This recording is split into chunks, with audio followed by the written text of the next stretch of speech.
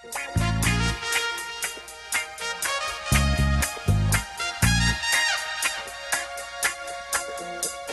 bueno, primero agradecer a todos los presentes, de verdad, sí, muy agradable como ver esto lleno, no lo esperaba, uno como que siempre es mi primer libro, uno no sabe nunca qué va a pasar, ¿cierto?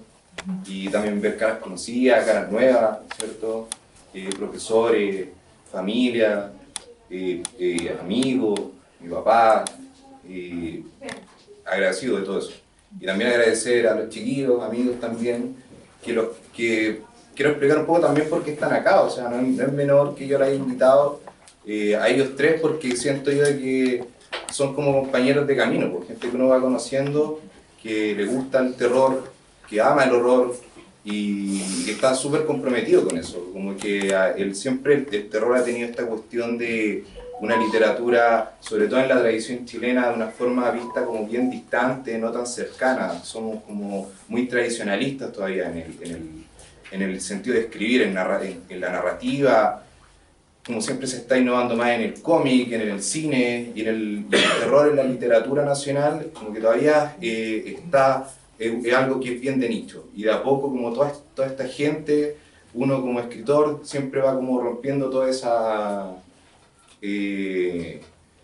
esos esquemas. Entonces, haber tenido como a ellos tres, que son tres personas que aman el horror, Jaime Coloma, Carlos Reyes, Jesús Diamantino, para mí es una gran cosa. Siento que estoy como en el escenario ideal de lo que podría haber sido un lanzamiento de mi libro, que está dedicado al terror y ambientado en Santiago, que, insisto, es una ciudad que para mí es lo que he recorrido toda la vida, es la ciudad que uno se encanta y que también donde uno, junto con quererla, también padece. Y un poco de eso también va mi libro. Así que quería invitarlo a conversar un poco y contarnos, pues, qué tal su opinión. Jaime, por favor. Sí, sí, sí, siempre se va. Ok, izquierda, derecha, muy bien. A ver, creo que Eduardo ya plantea varias cosas interesantes respecto a su propuesta narrativa. Y destaco algo que creo que es fundamental y es tener como personaje a Santiago. El poder establecer una dimensión del terror y de una cierta dimensión del terror paranormal también en la ciudad de Santiago creo que es muy interesante y muy novedoso desde varios puntos de vista. También él incorpora ciertos mitos o ciertas leyendas urbanas que uno ha escuchado durante toda la vida y de alguna forma nos remite a espacios donde lo que él juega fundamentalmente es una narrativa vinculada a este campo que es el terror. Esta idea de que lo sobrenatural está inserto en la ciudad de Santiago y de alguna manera convive y cohabita con todos nosotros. Eso creo que es algo tremendamente interesante y muy bien desarrollado en el libro. Hay varios elementos que me gustaron del libro, yo creo que en la medida que vayamos conversando van a ir apareciendo, pero insisto en esta dimensión donde destaco la presencia de mitos chilenos que se incorporan al imaginario urbano. Toma cuentos, desarrolla cuentos que yo ya había leído, uno en particular que a mí me gusta mucho, tiene un nombre y hace cambia el nombre y quizá incorpora un relato previo que permite entender más una dimensión distinta de los personajes en ese sentido, donde aparece el Trauco, siempre me confundo, no sé si es la Flora o la persona... La condenada. La condenada, ya. Y desarrolla a partir de esa historia en particular algo que además tiene un componente social que me parece muy interesante y que conjuga incluso las relaciones de pareja y las relaciones laborales y el desarrollo de una persona de clase media que se ve establecida en una situación particular. ¿Por qué destaco esto en concreto? Porque creo que ahí hay un elemento que uno tiene que observar respecto al cotidiano. Creo que una de las cosas interesantes del terror es poder leer y sentir que uno está inserto en ese terror. El otro día nos juntamos en la casa de Carlos y comentamos algo del libro, y Carlos decía algo que me gustó mucho. Decía que justamente ese cuento, decía, ese cuento ocurre acá, me dice Carlos, ocurre acá al frente, en el Parque Forestal. Y eso me parece que es muy bonito, que es muy interesante, que es muy destacable. Lo mismo con la historia del brujo. Me parece que ahí hay un juego que, bueno, que es Condena al Cariño, que es el que da el título. Creo que ahí hay un juego también muy interesante de cómo se van conjugando estas cosas, o también las cartas de Da Vinci, que no quiero contar muchas cosas, creo que la gente tiene que sorprenderse, pero sí hay, insisto, un tomar el imaginario chileno de manera muy sorprendente e incorporarlo al espacio urbano, para mi gusto, de manera muy bien lograda. Gracias. Gracias. Sí, yo también voy a hablar un poco, seguramente después, cuando termine Jesús, podamos dialogar entre nosotros con el autor, y después todos juntos, todas juntas, para que podamos conversar, que es la idea de estos momentos en que uno se encuentra, el autor se encuentra con la autora, se encuentra con el público lector, que es muy importante. Eduardo Córdoba es periodista, y en el libro vemos que ese periodista se cuela de vez en cuando. Es interesante, ¿no? Hay momentos de testimonios periodísticos. Seguramente tu carrera ahí como periodista te permitió escribir esos textos como si fuesen leídos en un noticiario o leídos en un periódico, ¿no? Vamos a encontrar en el libro fantasmas, brujas, magia, mitología, demonios, monstruos, fines de mundo, y como siempre en estas historias, muchos de los monstruos son menos terroríficos que los monstruos humanos que somos nosotros, ¿no? Nosotras. En el libro hay un saludable anticlericalismo, que a mí me gusta siempre, es saludable, siempre a mí me gusta mucho, ¿no? Un par de cuentos ahí. Aparece, como dice muy bien Jaime, la ciudad como incubadora de horrores, esa ciudad cuyos recovecos ocultan esas arañas de rincón que no conocemos y que nos saltan en la cara en momentos más imprevistos, ¿no? Eso me gusta del libro. Me gusta cuando un autor o autora incorpora, como decía Osterheld, el famoso guionista argentino del Eternauta, decía, hay que hacer aventurable el entorno, nuestro espacio-entorno, nuestra ciudad. Si yo vivo en el campo, será ese mi espacio. Si vivo en Santiago, será ese el espacio. Si vivo en Puente Alto, allá estará el horror, ¿no? O qué sé yo, en la Florida, donde sea.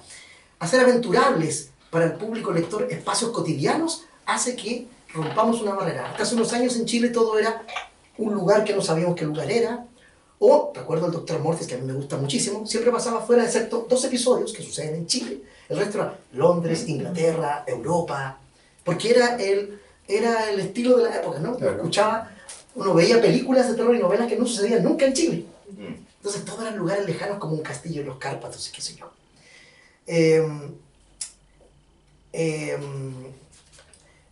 Voy a mencionar algunos de los cuentos que me gustaron muchísimo a mí. Por ejemplo, Bajo una farola de luz amarillenta, que es el que mencionaste tú, que sucede acá, frente al Parque Forestal. No acredita el lugar exacto, pero yo quiero creer que es por aquí, muy cerca. Solo tú lo sabes, y ese secreto quizás nunca sea revelado. Esa historia me gusta mucho porque entronca con un episodio de adolescencia mía, justo en este parque, sentado ahí. No, por supuesto, con esas connotaciones tan sexuales ni tan terroríficas, pero algo un poco extraño que me sucedió. Muy parecido al cuento, ¿no? Algún día contaré esa historia, no es el momento. Me la llevaré a la tumba o la escribiré en otra historia. Me gusta que la acción pase en el Parque Forestal. Es un cuento habitado por un personaje tan común, tan anodino y tan despreciable como cualquiera de nosotros. Y eso es interesante. En esa distinción que hace Jaime de que el personaje le inventa una historia previa, ¿no? Yo había leído ese cuento en la antología de Jesús en la Biblioteca Nacional y también me había parecido muy interesante. Pero acá hay más cuerpo. Pero es un personaje un poco despreciable, ¿no? Es como uno, o tal vez muy humano, ¿no? Tiene cosas, elementos como que uno dice, mira, está bien, pero esto no, esto te pasaste. Esto está interesante, esto podría serlo yo, esto pude haberlo visto en otra persona.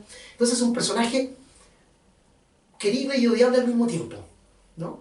Y tiene una de las secuencias una de las secuencias más terroríficas del libro en un departamento frente a este parque. El otro que me gustó muchísimo es La Máscara de la Virgen, que sucede aquí, en el San Cristóbal. Y lo que me gusta aquí es que la narración está a cargo, que aparece varias veces en el libro, no como protagonista siempre, pero la narración es de un marginal, de un sin casa, como los gringos le llaman, un homeless, de esos que están repartidos en toda la ciudad, mientras el capitalismo despiadado sigue avanzando y la locura también en nuestras ciudades aumentan esos espacios liminales, como diría Melina, de estos personajes que habitan en la ciudad, pero que están fuera de ella. Y este es uno que vive en el cerro, y se encuentra con un personaje extrañísimo, el loco, un tipo que está vestido como un diablo nortino. Y la pregunta que uno se hace es, ¿qué es en realidad este paria, este nortino, este personaje marginado? ¿Qué busca en la ciudad? Y las respuestas se van dando a lo largo del libro, ¿no? Los cuentos de Córdoba no entregan respuestas, ¿ah? A veces te dejan ahí, a las puertas de una solución, de un descubrimiento. Pero lo interesante es que él no ofrece pistas sobre aquello. Pero siempre abre preguntas, deja la puerta abierta para que no se pasar más allá, ¿no? Deja que el público, ustedes que son bastante más inteligentes de lo que a veces todos creemos, o los editores, o las escritoras, o los escritores, pueden lucubrar más allá, pueden completar la oración, como dice el famoso humorista, ¿no?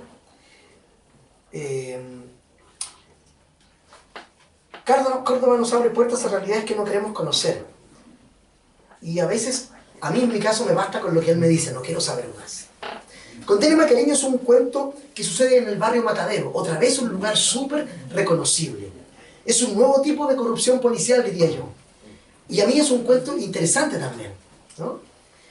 Otro que me gustó muchísimo, muchísimo es El último adiós. Y esto me gusta porque acontece en un pasaje de una población marginal como la que nosotros quizás vivimos cuando éramos más pequeños. La pobla donde está el caballero y dice, tía, está Lucho, Lucho te llama, está durmiendo, toda esa cosa pues, hermosa, ¿no es cierto? Esta historia acontece, aquí hay un asiento, ¿se puede sentar ahí? ¿O no? ¿Alcanzan a sentarse? Aquí también. Se van a cruzar. No importa que se use. Hay uno ahí, cabe una persona más flaquita y otro también puede ser. O acá en el suelo puede sentarse para que no estén. Pasen nomás, pasen. Eso. Pasen, siéntense aquí. Cuidado, crúcense, cuidado con la cámara. Eso.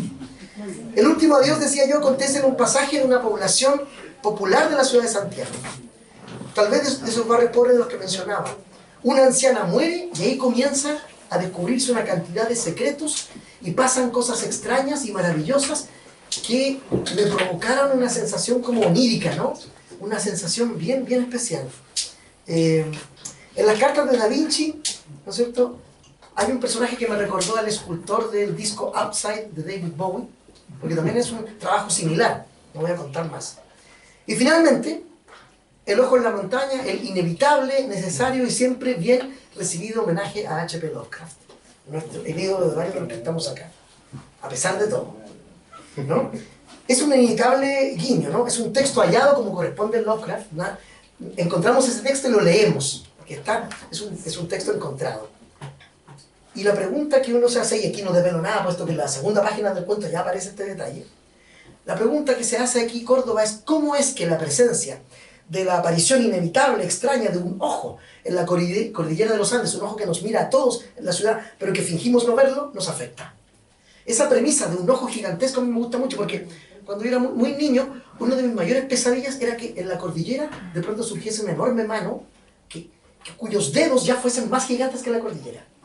Y es un sueño que tuve que algún día haré algo con eso. Me gustó mucho porque lo tuyo se relaciona también con eso. Esta idea de un ojo gigante que nos mira. ¿Qué pasará con la humanidad? Con los chilenos y chilenas cuando notan esa presencia pero que no quieren verla. Entonces es un hermoso cuento de fin de mundo tal vez, de acabo de todo, no lo sé porque tienen que leerlo ustedes. Y aparecen varios mantras ahí, como Faraón, Om Tat Sat, cuyos secretos ustedes, los que saben y los que no, investiguen. Eso. Bien, primero muchas gracias Eduardo por invitarme a estar en esta presentación y también por el honor de prologar el libro, así que por eso también me siento muy honrado en esta instancia. Bueno, hay muchos cuentos que yo había leído antes, hay otros con los que me sorprendí también, ahí tengo algunos favoritos con los que vamos probablemente a dialogar. Pero creo que lo interesante de esta antología es que, o esta compilación de cuentos, mejor dicho, es que Eduardo se atreve a hacer algo que culturalmente no lo hemos realizado dentro del escenario de la literatura chilena, especialmente si nos enfocamos en lo fantástico o en el terror, que es la incorporación de los mitos, de las leyendas. Pero acá lo que hace Eduardo, ¿cierto?, es trasladar los mitos y las leyendas que han sido renegadas, esencialmente a espacios rurales, a espacios marginales, a espacios que están alejados, disociados de los procesos de modernización. Algo que de alguna manera, ¿cierto?, podemos pecar en eso, porque finalmente los mitos, las leyendas urbanas en este caso, son parte de nuestra construcción identitaria. Entonces, algo que yo destaco muchísimo de este libro, y donde está específicamente su originalidad, es trasladar todos estos elementos mitológicos de la marginalidad a los espacios urbanos, donde está aquí este Santiago centralizado, este Santiago donde pareciera ocurrir todo, pero que también oculta todas estas capas ominosas, ¿no?, que muchos de estos textos, ¿cierto?, nos muestran. Me gusta el fervor y la pasión que hay en este libro, especialmente un fervor y una pasión declarada, que ya Eduardo nos decía al inicio de la presentación, que es la pasión por el horror, ¿cierto? Y ¿qué entendemos por horror? Y acá lo que hace Eduardo es hacer una declaración de principios. Yo en el prólogo menciono una idea que creo que aquí mi amigo y colega Eduardo lo plasma muy bien en su libro, que es la idea de que la literatura fantástica actual, o la literatura de terror actual, que si bien estamos en un escenario aparentemente muy prolífero, ¿cierto?, donde hay un interés generalizado por el consumo de producciones de terror y fantástico, algo que por supuesto tenemos que estar todos muy contentos, no solamente en la literatura, sino también en el cine nacional. Pero lo interesante es que dentro de este escenario, ¿cierto?, Eduardo es uno de los autores que está reivindicando aquellos resortes identitarios. Ya no, porque acá, como creo que lo comentábamos en otra ocasión, finalmente la literatura chilena, ¿cierto?, que estaba marcado siempre por una supuesta hegemonía realista. Digo una supuesta porque en realidad es más bien una farsa o una imposición de la crítica o la valoración realista, porque en realidad nuestra literatura está plagada, ¿cierto?, de folclore, de imaginarios fantásticos, ¿cierto?, desde los inicios de nuestra literatura. Si pensamos, ¿cierto?, en José Victorino Lastarria con Don Guillermo, incluso los cuentos fantasmagóricos que tiene Baldomero Lillo, en los cuentos populares que están dispersos, ¿cierto?, en antologías que no se reeditan hace mucho tiempo, pasando, digamos, por los imaginarios brujeriles de Marta Brunet, ¿cierto?, para qué decir María Luisa Bombal, José Donoso, ¿cierto? Coloane. Sí, Coloane, ¿cierto? Que la gente no sabe. Sí, con la naturaleza telúrica, ¿cierto? Que hay en varios textos como El témpano de Canasaca, La voz del viento, etcétera, ¿cierto? Y nuestra tradición chilena, ¿cierto?, que está asociada con el realismo, en realidad es profundamente fantástica. Entonces lo que están haciendo ahora estos autores, y también en este caso de forma especial Eduardo, es reivindicarlo dentro de este mismo escenario que pareciera, ¿cierto?, renegar de esa identidad. Entonces, pues, para mí, bueno, mi cuento favorito es Cabeza de Chancho, porque es un ser que yo también lo he tratado en otros textos, pero la forma en que Eduardo lo hace con una proeza técnica realmente maravillosa, ¿cierto?, desde un punto de vista y una focalización de un narrador en segunda persona, que está muy, muy bien realizado. Creo que acá, ¿cierto?, incluso la figura de lo monstruoso es una figura que dentro del libro, ¿cierto?, está deslizándose, ¿cierto?, por todas partes. Entonces lo interesante del libro es ver, ¿cierto?, cómo el tránsito por la ciudad de Santiago, y no es cualquier Santiago, ¿eh? No es, digamos, el Santiago neoliberal, ¿cierto?, próspero, ¿cierto?, iluminado, ¿cierto?, sino que son aquellas zonas, ¿cierto?, que transitamos habitualmente y de forma real. Entonces creo que eso es lo más interesante de este libro. Por otra parte, creo que también Eduardo es muy consciente, y acá, bueno, yo acá confieso que sea una lata un poco, yo soy tremendamente teórico para el tema de la literatura y la escritura, pero creo que Eduardo es muy consciente también de cuáles son los elementos que son propios de un relato fantástico y más aún un relato de terror en cuanto a efecto. Entonces, tanto la condensación de las imágenes, ¿cierto? La arquitectura descriptiva, ¿cierto? La construcción de todos estos personajes ominosos que con los que nos enfrentamos están muy bien desplegados. Y acá lo digo también en el prólogo, que en el fondo Neil Gaiman, que es el gran padre, ¿cierto? de Eduardo, el gran padre literario, se ve acá también intertextualmente. O sea, Eduardo también abraza ciertos sus referentes, pero también los desconstruye en este Santiago, que parece ser un Santiago distinto, pero que en realidad es más cercano y más real de lo que nosotros pensamos. ¿Sabes qué quería? No sé si también te querías comentar algo de lo que dijiste, Jesús, que es súper interesante en el libro y no dije. Los recursos narrativos de Eduardo. Ha tratado de hacer un esfuerzo ahí consciente, como dice, cuento a cuento, de sorprendernos con algunos tipos de narradores o incorporación de textos, como los digo, los periodísticos, por ejemplo, noticiosos y otros en el libro, ¿no? Eso también le da una riqueza y me gustan también esos puntos de vista de personajes habituales, pero tratados de una manera distinta. La cosa brujeril, por ejemplo, acá, no es la habitual, ¿no? Es muy interesante y por momentos su relato es sumamente descriptivo en algunas escenas muy terroríficas, pero en otras pasa por encima de cosas y entonces uno se imagina más de lo que él describe y eso es sumamente interesante en una pluma de terror. Quizás pasando a lo mejor a dialogar directamente con Eduardo, a mí me gustaría preguntarte, porque hemos hablado mucho sobre esto, pero creo que nunca de tu parte he escuchado quizás alguna percepción o alguna definición más concreta. ¿Cómo entiendes tú el terror y cómo lo llevas conscientemente acá a tu libro? A ver, es como... Para mí el terror nace como de hartos lados. Cuando uno empieza como a consumir terror, para mí es difícil definirlo solamente a través de la literatura. A mí viene desde la música también, desde mis referentes musicales, viene desde el cine, y viene desde el cómic, viene también y viene por supuesto de la literatura. En ese sentido como que hay y por lo tanto el terror para mí es una cuestión que uno abraza, con algo que uno que se encanta. En la mañana estábamos con mi polola, la Mila, estábamos revisando la historia de la fealdad, por ejemplo.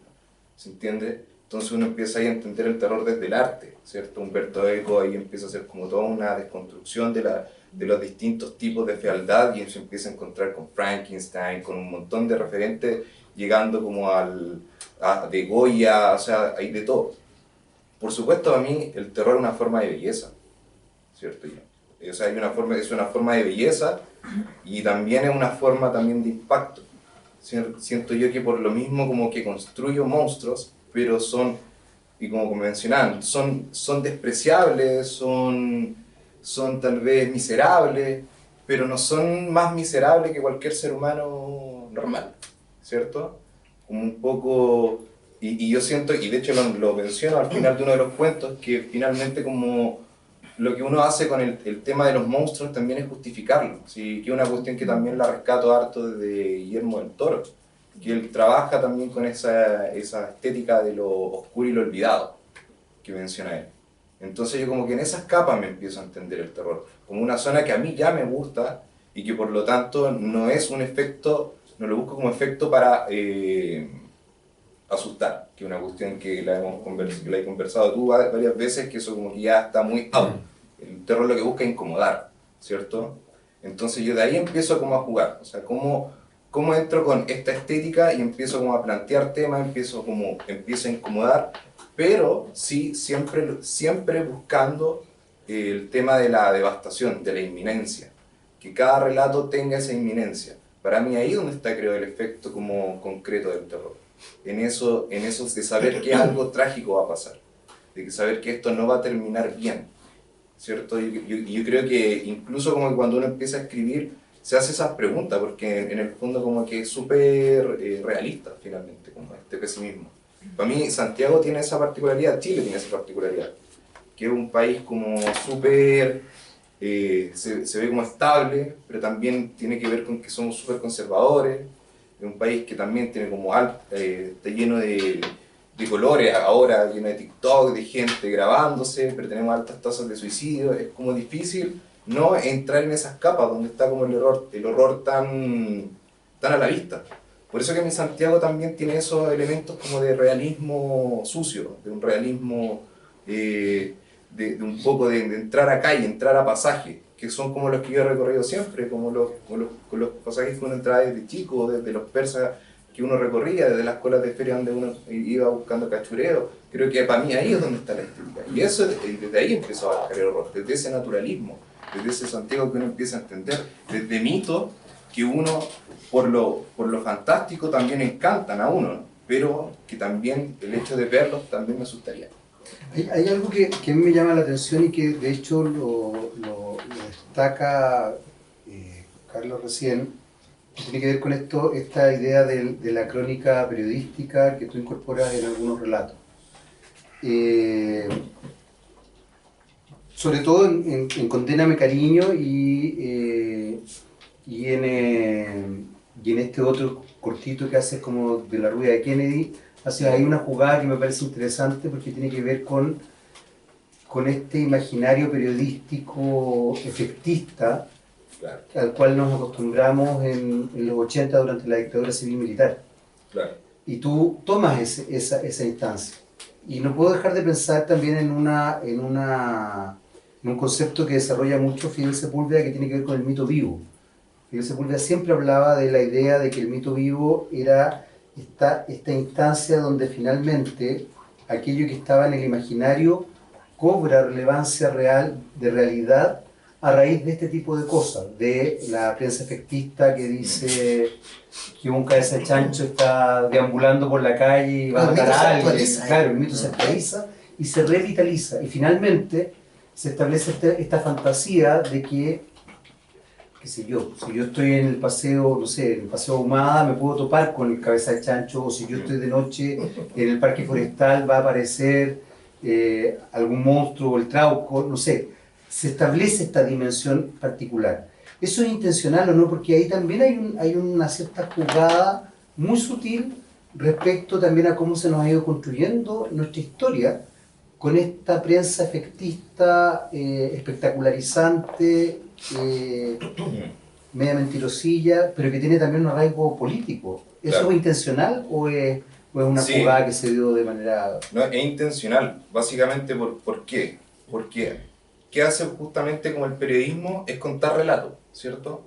El periodismo es relato, está contando una historia. Entonces, básicamente, como que inevitablemente, si yo me estoy metiendo como a espacios marginales, espacios también del centro, y los personajes están experimentando una realidad muy tangible, acompañada también de un periodismo que siempre está ahí como reportando la nota más de la mañana, fácil en el sentido de que una nota periodística no llega a profundizar un tema, ¿cierto? Como que uno siempre se queda con la primera impresión y eso queda. A veces, por ejemplo, hay casos que son muy emblemáticos, que se transforman en libros, pero cuando uno empieza a solamente consumir el periodismo como una verdad, para mí también es un tipo de terror, ¿cierto? Entonces por eso empiezo a incorporarlo, porque claro, uno como periodista también ve eso desde el otro lado, ¿se entiende? Como, oye, hay gente que está leyendo esto y como que esto es la verdad, ¿se entiende? Y que a veces la verdad es más profunda, ¿se entiende? Entonces como ahí uno empieza a darse cuenta de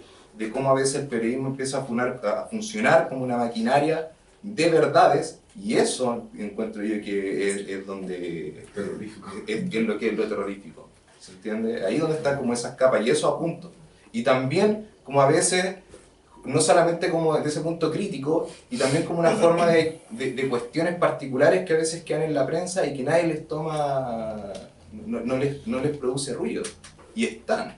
O sea, tampoco es que uno no puede decir que la prensa no muestra cosas, sí las muestra. Lo que pasa es que a lo mejor nos ponen todas las luces, nos lo ponen como titular, pero puede que en el cuarto párrafo alguien haya dicho algo, y eso dé pie para entender toda una historia detrás que puede ser profundamente terrorífica. Siento que por ahí está. Sí, yo quiero agradecer a la prensa amarilla, porque la prensa amarilla, como bien dice la Punta Coloma, perpetúa mitos o crea mitos nuevos. Yo tengo una pregunta, pero antes voy a leer un pequeño texto. ¿Tienen todos su libro, no? Veo sospechosamente que hay gente que no tiene el libro. Dice, el baile no era alegre para ellos. Cuando bajé la vista pude ver tobillos desencajados e hinchados, arrastrándose por el piso. rótulas invertidas, rodillas tumefactas y varios pies quebrados por el constante roce de los pasos de baile.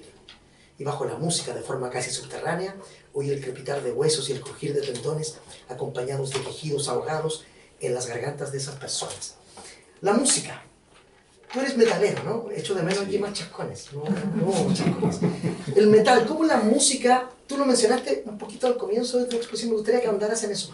¿Cómo esa música que tanto amas, Black Sabbath, todos esos grupos que te marcaron profundamente y a quien agradeces, a toda la banda la agradeces aquí, al final, cómo eso ha influido y afectado tu escritura? O no, puedes decir, mira, a mí me gusta esa música, pero en realidad mi escritura no se ve permeada por ello. ¿Cómo funciona la música con la escritura, en tu caso? Para mí funciona de qué manera. Cuando empezamos a hablar de los nuevos dioses, que mencionaba por ejemplo Jesús a Neil Gaiman, como un padre.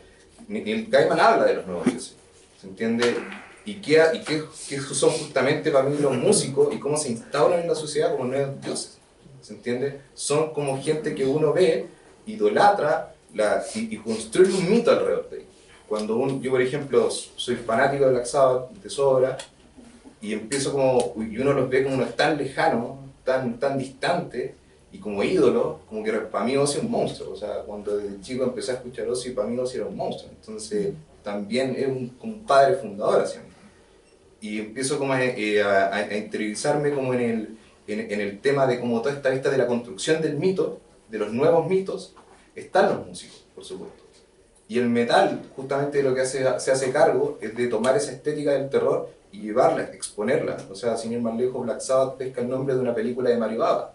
Se entiende como un tipo fundamental en el cine, y con toda la paleta de colores, toda esa estética, toda esa oscuridad. Entonces, la música para mí tiene eso, juega eso, de entender cómo se construye una historia. Yo la entiendo a través primero de la música. Incluso de cómo la sonoridad, o sea, por ejemplo, sí, Mariana Enríquez tiene un cuento. Yo estaba pensando en el segmento de las rockeras, que van de ciudad en ciudad, sí. Y también tiene uno donde parte, por ejemplo, como ambientándolo con Slayer. Entonces, claro, uno empieza va hacia la bajada de Slayer y uno se imagina todo el rato Raining Blood sonando de fondo. Y además que también lo que para mí la música, el metal concretamente, es súper esencial por una razón de que también te aventura y te deja la puerta abierta a hacer sonar ruido fuerte en la música, o sea, en la literatura. ¿A qué voy con esto?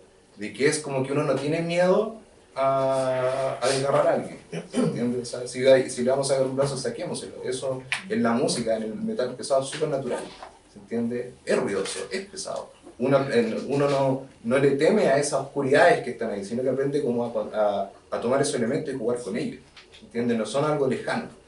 Y eso para mí ha sido la música, concretamente. O sea, de todas formas, yo entro por el terror más por la música que por otra cosa. Oye, permiso. Sí, adelante. Conversamos. Felicitaciones, Eduardo, entonces, por el lanzamiento de tu libro. Carlos, recién leí un extracto de cosas desgarradas y tendones y cosas, y no pude más que pensar en una cámara de tortura, pero que el que estaba ahí era Clayton Marchenko. Entonces quería preguntarte cómo de la escritura, y a ustedes también, por supuesto, desde el terror y el horror, cómo nos podemos situar respecto del terror y horror real de nuestro Chile, ya sea de la dictadura y con los horrores que se cometieron, o ya sea del horror actual que vemos todas las mañanas, de que apareció un cuerpo desmembrado por la delincuencia, por las maras, por esa cuestión que está en este momento horrorífica, o ya sea con, usted lo mencionaba, una especie de horror tenue permanente de la tontería y superficialidad que nos transmiten en los medios de comunicación. ¿Obviamos eso o igual chupa, digamos, ese horror propio real chileno? Sí, pues ¿cómo lo ves tú después nosotros ahí atacamos? Ya, y como yo creo que los terrores chilenos, para mí, como sinceramente, como que cuando pienso como en la dictadura, en terrores como súper tangibles, como vivenciales que están ahí, me costaba entrar de una manera directa porque también ya se ha abordado, ¿cierto? Entonces, para mí, ¿cómo lo empecé a abordar desde la marginalidad? porque yo me empecé a preguntar como cuál es el terror principal, el terror que marca a los chilenos desde la dictadura e incluso desde antes, es como el miedo a perder estatus. Entonces, por eso que mis libros son personajes como con hartos faltos de estatus, y que justamente es lo que se va justificando en la misma dictadura, o sea, y lo que todos tienen miedo a perder hasta el día de hoy, ¿cierto? Como ese nuevo chileno es alguien de que tiene miedo a perder su estatus, sea el que sea, por muy bajo que sea, ¿se entiende? Entonces yo creo que lo empiezo a entrar de esa forma. ¿Hay cuentos que aluden directamente? Sí lo hay, por supuesto, pero prefiero como dejarlo como abierto para que lo lea, porque está muy imbrincado, muy como subtexto. Entonces yo creo que eso, como que no prefería abordarlo de manera directa, aunque de hecho hay un cuento que es de un torturador y se entiende de que es un torturador de la dictadura que está acechado por una criatura, que es un homenaje a Poe, como toda esta cuestión del cuervo. Y claro, y ahí el terror como desde ese punto de vista es que está suelto. Y lo terrorífico es que pasa, o sea, todavía están sueltos, todavía están ahí, o sea, claro. Entonces, como que básicamente está todo manejado en mi libro, al menos como de esa manera, como dejándolo el elemento para que el lector entienda de esa sutileza de solamente poner el elemento y por qué está ubicado en ese sector. ¿Se entiende? Yo creo que eso para mí es la manera como de abordar las cosas, no directamente, sino que de manera sutil. Eso. ¿Sabes qué? A partir de lo que te preguntas, sí, efectivamente en el libro de Eduardo hay esos resabios de la dictadura, porque para mí la dictadura y el horror de la dictadura, la tortura principalmente, es el terror chileno, ese es nuestro mayor terror. Jesús Diamantino, que está aquí a mi derecha, ha perpetrado ya 2 libros interesantísimos, uno que está aquí, que es rural, que lo tienes tú, Cristian, ahí, que lo ocultaste en este momento acomodiciamente, y otro libro anterior en que Jesús aborda el tema de la dictadura directamente, ¿no? El terror, el horror de las películas que vemos, de las novelas que hemos leído, implicado con los mecanismos terroríficos de la dictadura militar. Ese es el gran terror chileno, estamos empezando a escribir sobre eso. Jesús, como les digo, se publicó hace poco Rural, una novela sobre ese tema muy interesante, muy interesante, que yo les recomiendo, y seguramente él podrá contarnos un poco más de esa relación a la que tú apuntas. También tenemos acá a Javier Atris, que también realizó una película en Chiloé, pero en donde también el horror está ligado a lo político de algún modo. Vean la película, no quiero contar, porque si cuento eso ya he hecho toda la historia, pero está ligada a ello también, de algún modo, otra vez de los mitos chilenos. Chiloé, el gran ícono, ¿no es cierto?, de la mitología terrorífica chilena, mezclado con esta cosa, algo ahí, no quiero adelantar más, pero tiene algo que ver. ¿Cómo se llama la película? Huecufe. Está en Amazon Prime. Sí, y onda media aquí que tú tienes que escribir con tu root y es gratis. Huecufe, W-E-Q-U-F-E. Huecufe. También tenemos acá algunos miembros de Villa Leodati, un grupo que también ha retomado los cuentos, las mitologías chilenas en un libro de relatos sumamente interesante, que también todos, yo creo que de algún modo se acercan, pisotean, dialogan, se dejan seducir por ese periodo de alguna manera. Eso se cuela en la escritura. De hecho, incluso aquellos libros que no directamente hablan de la dictadura, yo creo que subyacen, uno recuerda, aparece un monstruo desmembrando a alguien o golpeando a alguien, y uno no puede dejar de pensar en las horribles torturas a las que compatriotas, hombres y mujeres, han sido, ¿no es cierto?, dejados. Y hay libros, desgraciadamente, hay libros gigantescos de esas torturas descritas, muchas de las cuales Jesús tuvo que leer para hacer su novela, ¿no es cierto?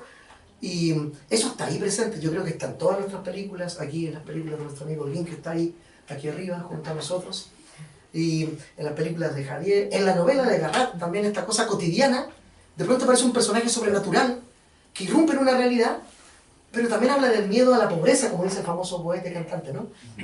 Ese muchacho pobre que vive en los 80 en una casa con su madre.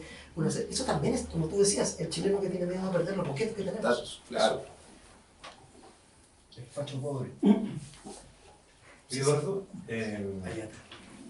primero que todo felicitarte. Gracias. Muy bonito ver una obra así plasmada. Han habido varias menciones al noveno arte.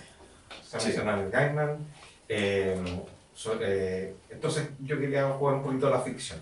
Imaginemos, ¿qué pasa si mañana, terminando tu investigación, bueno, también hay que contar que Eduardo está haciendo una investigación sobre el cómic chileno en este momento. ¿Qué pasa si mañana Dark Horse dice, señor, en 36 páginas. ¿Cuál sería la estrategia, o cuál sería tu motivación, cuáles serían las figuras que ocuparían los artistas, guiño, guiño, para un cómic de horror? ¿Qué artista? ¿Qué cuento? ¿Qué artista? Yo creo que a mí el que le da el título al libro, siento que es uno que adaptaría. Porque tiene esta cuestión muy de lo paranormal, ¿cierto? O sea, salude como ya a un mundo expansivo, ¿cierto? Como que creo que un cuento, Condéname cariño, es un cuento que es bien expansivo. Y si tuviera que como elegir a un dibujante, no sé, hay muchos, Daniel Warren Johnson, uno de los actuales, Mike Mignola, Duncan Fegredo, pero siempre como algo como bien de esa oscuridad. Entonces siento que todos mis cuentos también van rescatando, son muy... alguien una vez me dijo, no recuerdo quién, pero que era como leer también un cómic, tenía mucho, como Julio Gutiérrez, me había dicho. Se había dicho de que tenía como eso de cómic, de lenguaje y en cuanto como a la agilidad de cómo se va narrando un cómic. Y yo creo que claro, porque es una cuestión que uno consume mucho. Entonces como uno se le pega a su elemento. Y yo creo que eso Condéname cariño y siento yo que el último adiós, que también es sobre un velorio. Y también porque creo que jugaría mucho con la poética gráfica. Pero eso. Y creo que eso es como lo que tengo en mente, como cuentos que me gustaría como adaptar algún día al cómic. Más preguntas, comentarios de ustedes. Ahí. Eduardo, primero que todo, felicitarte. Gracias, tú. Me sentimos muy contentos de este trabajo que me lo voy a devorar el fin de semana. Así que eso, y preguntarte, porque tú has dicho el terror, el horror surge en medio de la oscuridad.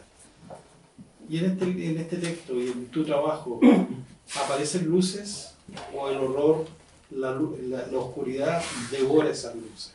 No, sí, yo creo que aparecen luces, y bueno, gracias profesor también por estar acá, Emi Rojas, el director de la Escuela de Periodismo de la Central.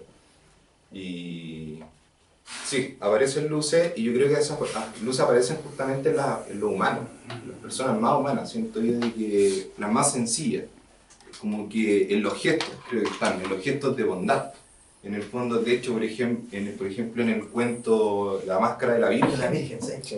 Ahí aparecen como dos personajes que se salvan de lo que narraba Carlos. Y se salvan solamente por un hecho en particular, por ser buena gente.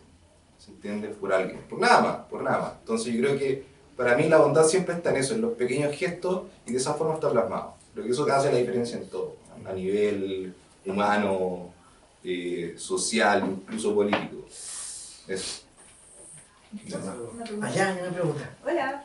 Esto de pura metiche, pero todavía no leo el libro, lo voy a leer también el fin de semana. Estoy cachando que se podría decir que un personaje transversal, por así decirlo, que cruza el libro de Santiago.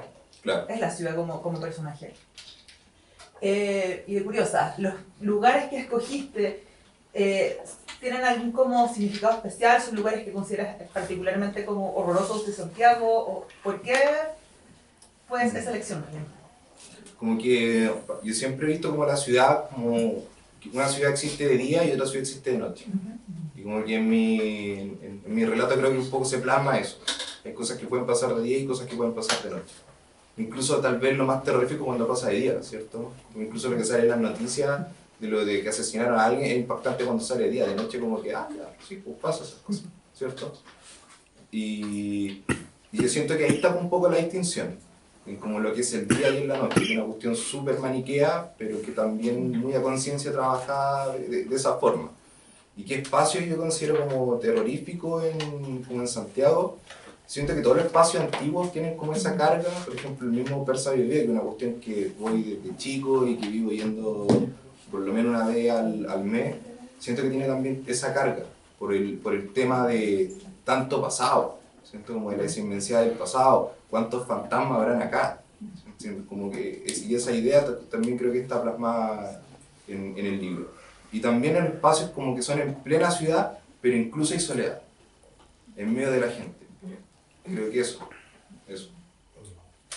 Más preguntas aquí.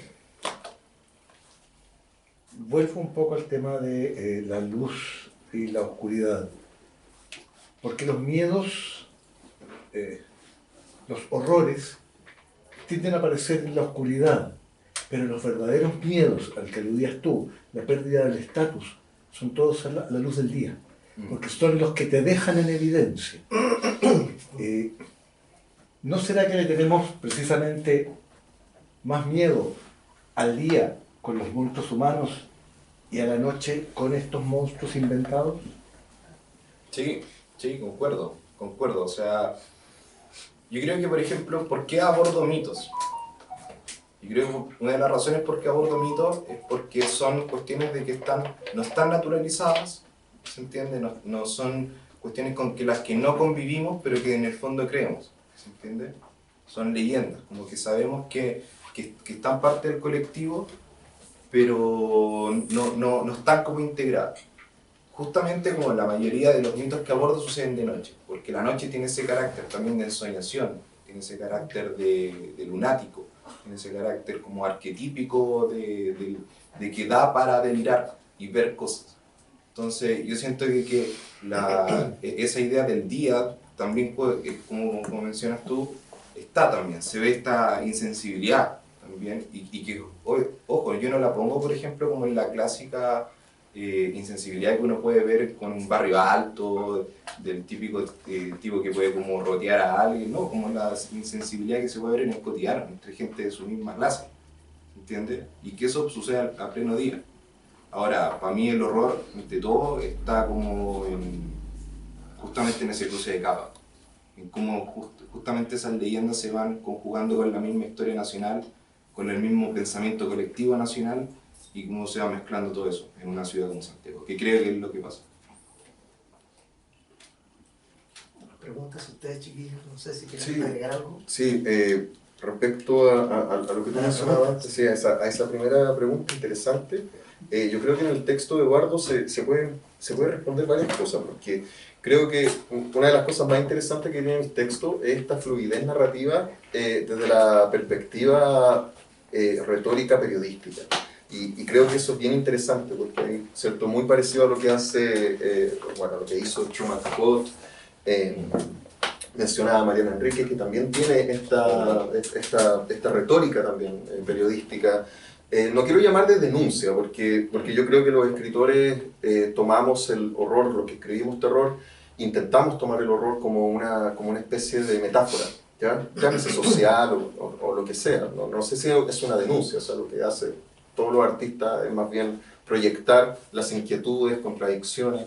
Y en ese sentido creo que acá, por ejemplo, me llama la atención la elección creativa de Eduardo de elegir al cabeza de chancho, Caesa, ¿cierto? Como el cabeza de chancho que está aquí, la rubia de Kennedy, el chupacabra. Y es bien interesante la figura del chupacabra, como la trata Eduardo, porque tiene resortes también sociohistóricos que tienen que ver con el periodismo más contemporáneo. O sea, en el año 98 Pinochet es detenido, ¿cierto?, en Londres, y paralelamente, ¿cierto?, hay una efervescencia periodística en todo Chile por la aparición del chupacabra, en todas partes. Entonces, incluso hasta cerca de mi casa se había aparecido también, y fueron los periodistas. Sí, entonces era muy interesante cómo se mezclaban ahí dos verdades, ¿no? Una coincidencia, la detención, ¿cierto?, de Pinochet, pero al mismo tiempo la existencia de un ser sobrenatural que terminaba por comerse la opinión pública en realidad. Entonces creo que acá la elección de estos personajes monstruosos proviene también de la crónica periodística. El cabeza de chancho, ¿cierto?, que tú estás tomando la acepción de Valparaíso, donde hay muchas crónicas periodísticas al respecto.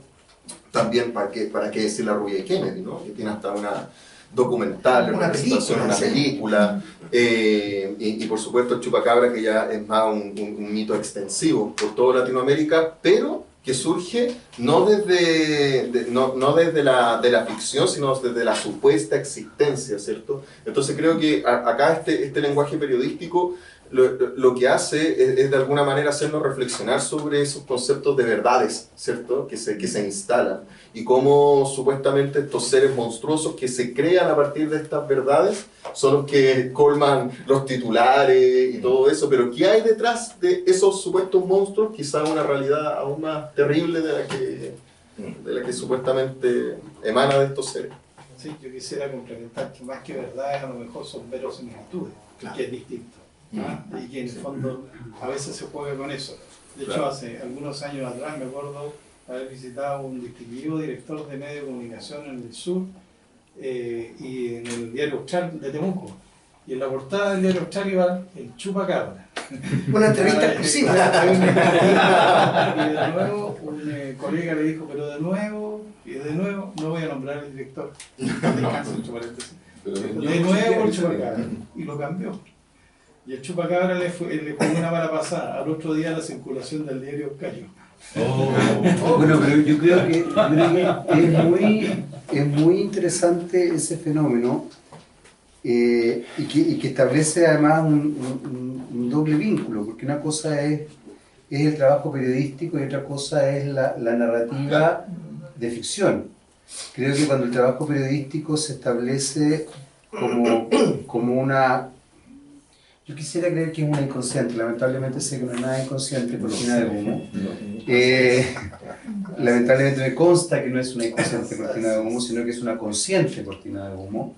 Cuando se establece la idea de crear un imaginario respecto a evadir el horror real, que tiene que ver con la tortura, que tiene que ver con las desapariciones, que tiene que ver con conflictos muy concretos y complejos de nuestra historia, y de nuestra historia reciente, creo que ahí pasa una cosa muy difícil de sopesar.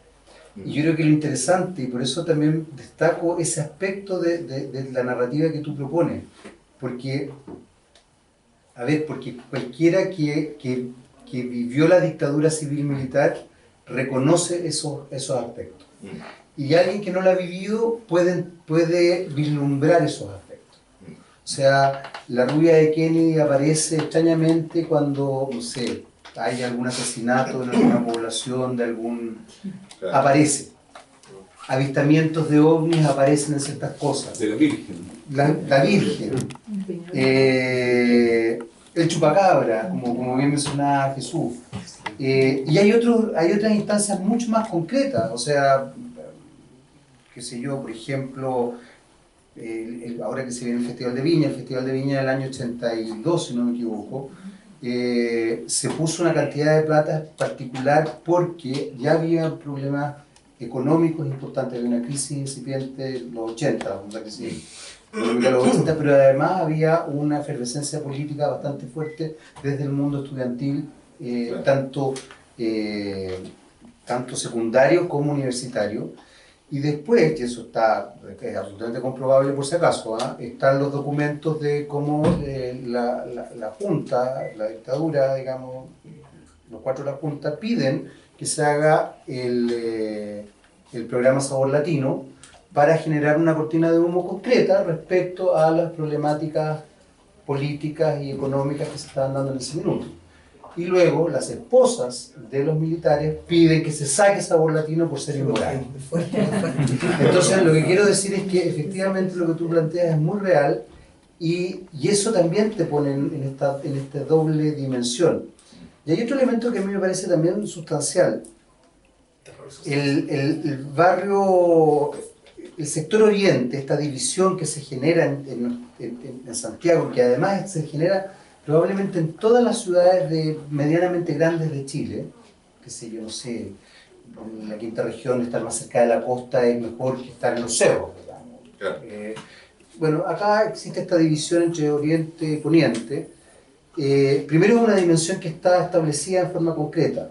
Y segundo, para todos quienes nos vinculamos con la ciudad de Santiago, nos podemos dar cuenta de la vitalidad que tiene Santiago Centro, ciertos sectores de Providencia, es vivo. A diferencia de lo que ocurre en el sector oriente, que probablemente también hay vida, sin duda alguna, pero es a puerta cerrada y establece esta dimensión de ustedes afuera. Ustedes vengan acá, pero ustedes están afuera. Ustedes no pertenecen. Acá hay una cosa que puede ser incluso, depende, puede ser molesta o no molesta, pero en lo concreto tú tienes una vitalidad constante. Desde el divino anticristo que estaba cuando existía, y habrán otros divinos anticristo, o el gloria al pulento, o la prostitución incluso, o sea, incluso hay cosas que te pueden molestar, pero que te establecen en una vitalidad tremenda. Que dan historia. Exactamente. Y eso yo creo que tú lo rescatas muy bien y lo plasmas muy bien acá. Yo creo que eso también, a propósito de lo que preguntabas tú, creo que tiene que ver también con esa dimensión de ese Santiago que está vivo. Que de verdad está vivo, que te puede dar miedo, te puede gustar, te resulta atractivo, te molesta, te revitaliza, te golpea, te hace vivir.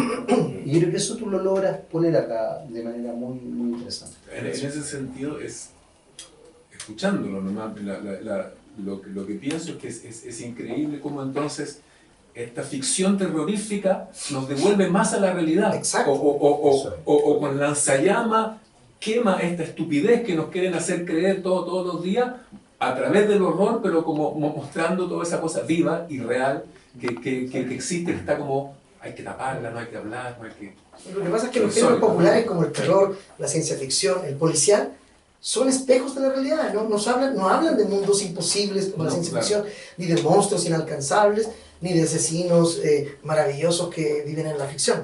Nos acercan más a la realidad que nunca. Yo creo que estos géneros son más realistas que el así llamado realismo. Oye, nos queda tiempo como para una última pregunta si tienen y para los últimos comentarios aquí del panel, porque ya estamos casi llegando a la hora. Así que si alguien tiene una última pregunta, es el momento de hacerla o callar hasta el próximo lanzamiento de... Allá. Yo quiero también felicitar a Eduardo, porque yo sé que es muy importante este momento, siempre le gusta la literatura y gracias a los libros que me prestó también yo pude hacer mi práctica de traductora, así que felicidades. Gracias. Y mi pregunta en realidad va más allá en cuanto a cuáles son tus anhelos ahora, como periodista y ya oficialmente escritor, en tus próximos proyectos, si vas a abarcar más de tu mundo real, vas a seguir mezclando las leyendas, los mitos, qué es lo que estabas pensando, que yo creo que ya comenzaste conociéndote, pero para que más o menos nos comentes. Sí, tengo como hartos proyectos y como en los que ya estoy trabajando y básicamente siento yo que si hay algo a lo que siempre me voy a dedicar va a ser justamente como retomo esta frase que decía Guillermo el Toro, seguir hablando de lo oscuro y lo olvidado. Y en ese aspecto estoy abordando estoy trabajando en un libro sobre cómics chilenos, que justamente también tiene esta dimensión donde está llena de anécdotas, llena de personajes, llenos de memoria, de formas de abordar el país, de entender el país. Y paralelamente también estoy como trabajando en otros cuentos que los tengo también pensados y que van dentro de la misma línea. Y no sé cuándo se irán a lanzar, quiero postularlo como para meterme un magíster con eso.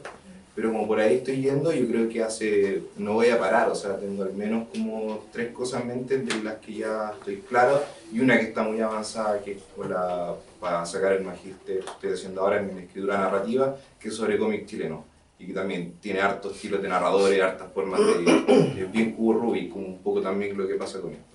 Así que eso. No sé, Jesús o Jaime, ¿quieren alguna última palabra antes de terminar? Yo solamente felicitar nuevamente a Eduardo, celebrar este nuevo libro. Yo conozco a Eduardo hace mucho tiempo, desde un taller que impartí en la Biblioteca Nacional sobre cuentos de terror. Fue mi alumno y después de eso se transformó en mi amigo y ahora es un escritor a quien admiro bastante, así que para mí es todo un orgullo y una alegría estar acá y por supuesto tener este libro en mis manos, así que es absolutamente recomendado y no solamente a ustedes, sino recomendarlo a los demás, ¿cierto? Comprarlo de regalo, en fin. Jaime, ¿alguna palabra final? Agradecer nomás, Eduardo, por haberme invitado acá y por mostrar otras dimensiones también del terror y por también aportar a la cultura de nuestro país, que es tan importante siempre. Entonces creo que toda manifestación cultural se agradece siempre. Gracias. Yo quiero terminar leyendo un fragmento de un texto que me gustó mucho. Dale. Y dice así: tras su ventana, Mónica vio como la gente que estaba en el velorio salió atropellándose. Se desperdigó por las calles, pasándose por encima unos de otros, olvidándose entre ellos. Vio amistades traicionarse a codazos. Vio a la vecina Margarita padecer bajo despiadados zapatos. Vio al Manolo taclear un par de vecinos para llegar rápido a estos Mesén. Vio a autoridades políticas y artísticas plásticos llorando, buscando resguardo. Vio a comerciantes llamando a familiares para despedirse, pero de pronto, sobre la avalancha humana, en lo más alto, vi a sombras titánicas imponiéndose sobre el caos. Este horror fantástico, Lovecraftiano, en una población de Santiago, es una imagen que el terror chileno pocas veces ha entregado.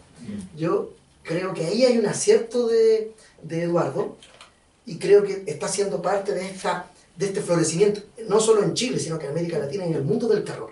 Recordemos que una de las mejores películas de terror del año pasado es una película argentina, que sitúa el terror en lo rural, con una mitología local también, el mismo fenómeno que vemos acá, y con alta calidad, porque esto del uso de las mitologías viene haciéndose en Chile hace rato, pero no siempre con alta calidad. Creo que estamos llegando a un momento, yo creo que, y lo hemos conversado aquí los cuatro largamente, luego de la pandemia, ese horror mundial ha hecho que la gente se vuelque a ver terror, para olvidar aquellos años horribles, o justamente para purgar esos años como quieran.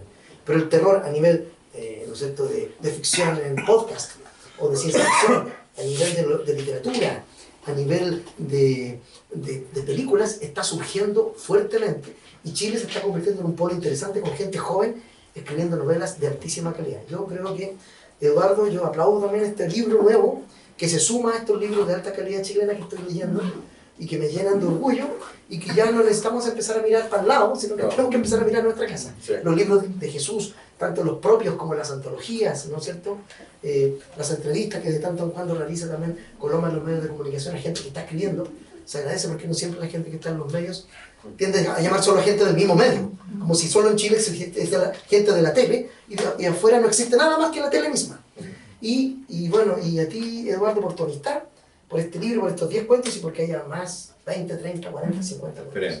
No sé si quieres decir algo antes de terminar. No, agradecerle a todos, de verdad, la presencia. Espero que si leen el libro les guste, me lo comentan, y si no les gusta, igual me dicen. Pues igual de eso se trata. Y nada, como de verdad, como muchas gracias, de verdad me gusta ver rostros conocidos, a familia, rostros nuevos, y un aplauso a ustedes.